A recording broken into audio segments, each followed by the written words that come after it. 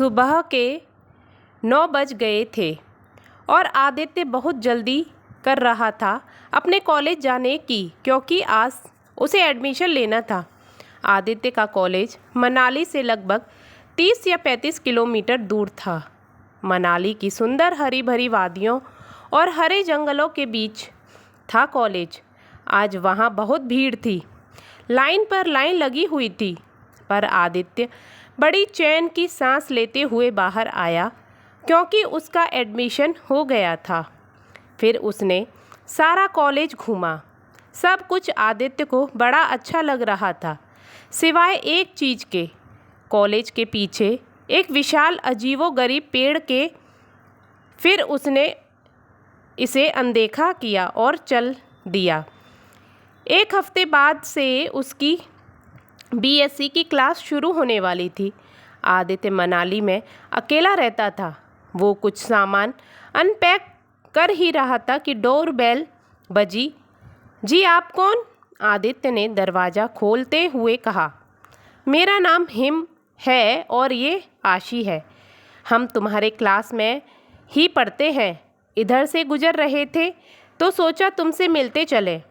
तीनों ने काफ़ी सारी बातें की तो आदित्य ने दोनों से उस पेड़ के बारे में पूछा।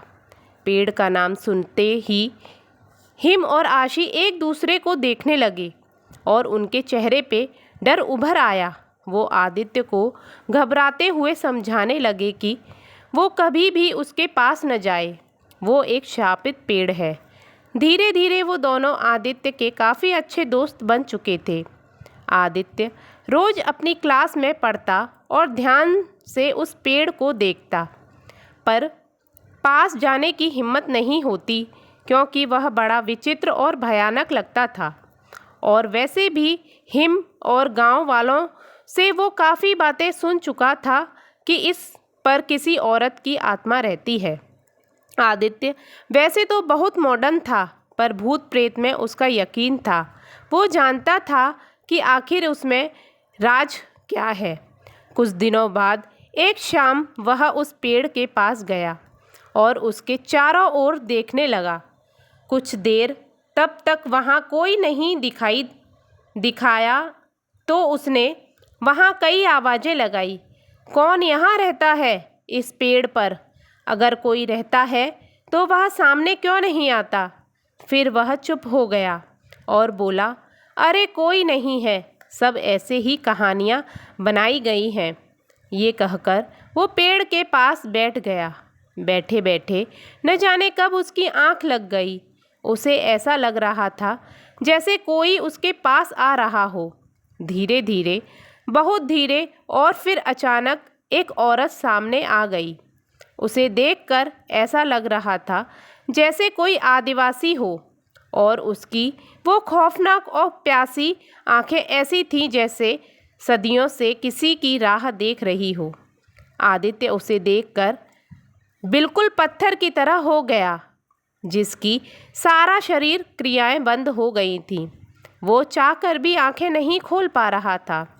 उस औरत ने आदित्य का हाथ पकड़ा और पेड़ के अंदर लेकर चली गई। आदित्य को कुछ समझ नहीं आ रहा था। पहले उसने देखा कि चारों तरफ उसी तरह के खौफनाक पेड़ थे और उन पर कंकाल लटके हुए थे। तेज तेज से रोने की आवाज़ें आ रही थी और दूर तक कोई नहीं था। वह बहुत तेज चिल्लाया और यहाँ वहाँ भागने लगा, पर वो कितना भी भागता वापस उसी जगह आ जाता। वहाँ से भागना शुरू करता। वो ज़ोर ज़ोर से चिल्लाने लगा, बचाओ बचाओ बचाओ। तभी आदित्य की आँख खुल गई तो उसने देखा वो अभी उसी पेड़ के नीचे लेटा है। उसने एक पल भी बिना गवाए वो वहाँ से तेज़ी से भागता हुआ सीधा घर आ गया।